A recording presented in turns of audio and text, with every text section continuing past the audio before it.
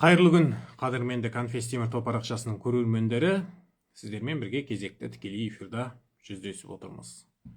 Жалпы бүгінгі талқылайтын тақырыбымыз бұл жаңа конституция жобасы және ондағы дін, мемлекет, адам қатынасы туралы болмақ. Білесіздер, қолданыстағы ата заңымыз 1995 жылы қабылданды. Қазақстанның тәуелсіздік алғанына бірнеше жылдың жүзі енді толған.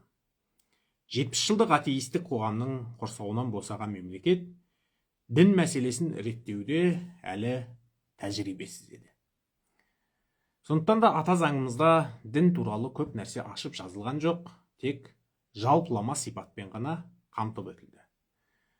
Бірақ қазіргі заманауи қатынастар, заманауи қоғамдық іс-әрекеттер дінге қатысты көптеген сұрақтардың пайда болуына алып келді және оны реттеуде қолданыстағы заңнама мен ата заңның арасында кереғарлықтардың бары айқындалды. Сондықтан да жаңартылған конституция жобасында дінге қатысты бірнеше нормалар енгізілген болатын. Енді осыларға тоқталып өтсек. Жалпы жаңа конституция жобасының бірінші бабында Қазақстан Республикасы демократиялық, зайырлы, құқықтық және әлеуметтік мемлекет деп ашып көрсетілген.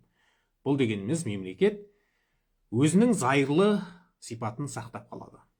Ешқандай дінге немесе діни бірлестікке басымдық берілмейді.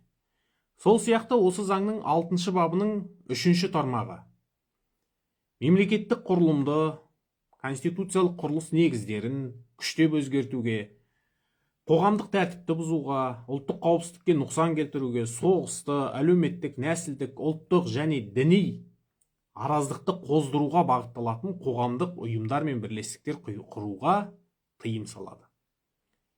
Ал дәл осы 6 баптың 4 тармағы ел аумағында бөтен мемлекеттің саяси партияларына, оның ішінде діни сипаттағы саяси партиялардың жұмысына тыйым салады.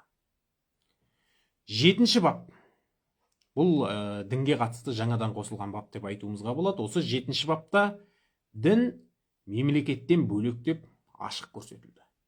Бірақ дін мемлекеттен бөлек болғанымен ол адамдардан бөлек емес. Қоғамның ажырамас бөлшегі десек те болады. Совет үкіметі 70 жыл бойы дінге қарсы күрес жүргізсе де, дінді түбегейлі жоққа шығара алған жоқ. Өйткені бұл адамның жүрегіне ұялаған сенім, оны жұлып алып тастау мүмкін емес. Бұл жердегі басты мақсат мемлекет діннің ішкі мәселесіне қол сұқпайды. Ал сол сияқты діни бірлестіктер, діни ұйымдар мемлекеттік билікке, оның саясатына араласпауы тиіс. Сондықтан да 7 баптың 2 тармағы Қазақстан аумағындағы діни ұйымдардың қызметі заңға сәйкес жүзеге асырылатыны туралы жазылған. Егер де қандай да бір діни бірлестіктің жұмысы мемлекеттің конституциялық құрылымын өзгертуге, азаматтардың құқықтары мен бостандықтарын қорғауға, ұлттық қауіпсіздікті қамтамасыз етуге, қоғамдық тәртіпті, азаматтардың денсаулығы мен қоғамның адамгершілік болмысын сақтауға кереғар әсер ететін болса, онда бұндай бірлестіктердің жұмысы қолданыстағы заң аясында шектелуі мүмкін. Жаңа конституция жобасының 16 бабы 1 тармағы сот алдында барлық адамның тең құқылы екені көрсетілген.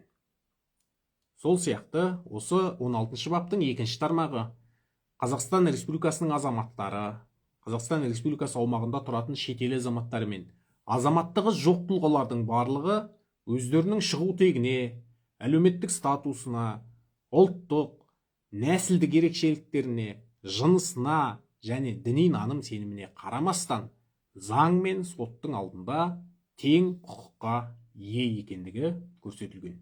Оларды кемсітуге болмайды. 19 бап.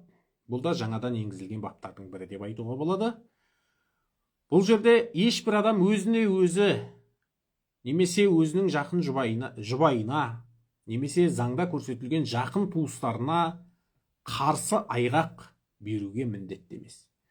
Сол сияқты діни ұйымдардың басшылары, дін қызметкерлері өзіне сеніп сырын айтқан адамға қарсы айғақ беруге міндетті емес. 23 баптың 6 тармағы ел аумағында қарулы қақтығыстарды, әлеуметтік теңсіздікті насихаттауға, сол сияқты діни басымдықты насихаттауға тыйым салады. Егер ондай әрекеттер байқалатын болса, бұл қолданыстағы заң нормаларының аясында шектелуі мүмкін. Сонымен қатар 33-ші бап білім туралы бапқа да жаңа өзгерістер мен толықтырулар енгізілді.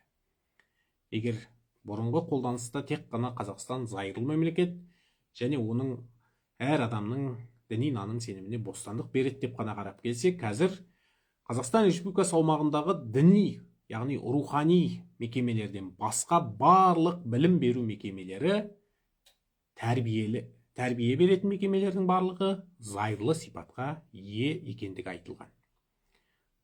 Яғни медреселерде, жексенбілік мектептерде немесе басқа да діни бағыттағы мекемелерде ғана діни әңгімелер айтылады. Ал мектеп, колледж, университет, балабақша тәрізді басқа да білім беретін, тәрбие беретін мекемелердің барлығы зайырлы мемлекет қағидасын сақтайды. Ол жердегі жұмыстардың барлығы зайырлылық қағидатына сай жүзеге асырылады. Айта кету керек, бұл нормалардың ешбірі дінді шектемейді, адамдардың діни наным сеніміне қол сұқпайды. Бұл тек мемлекетте кейінгі жылдары қалыптасып қалған түрлі деструктивті ағымдармен болған кереғарлықтардың нәтижесінде заң мен конституцияны үйлестіру, мемлекеттің қоғамның тыныштығын сақтау, әрі қарай дамыту мақсатында қабылданған шешімдер. Бұл шешімдердің барлығы керісінше шынайы дінді ұстанатын адамдардың бостандығына кепіл болады. Олардың құқықтары барлық деңгейде ата заңда жазылғандай сақталады. Егер қандай да бір пікірлеріңіз болса, сұрақтарыңыз болса, комментарий бөліміне жаза отырыңыздар. Сіздермен бірге келесі тікелей эфир барысында кеңірек талқылауға әзірміз.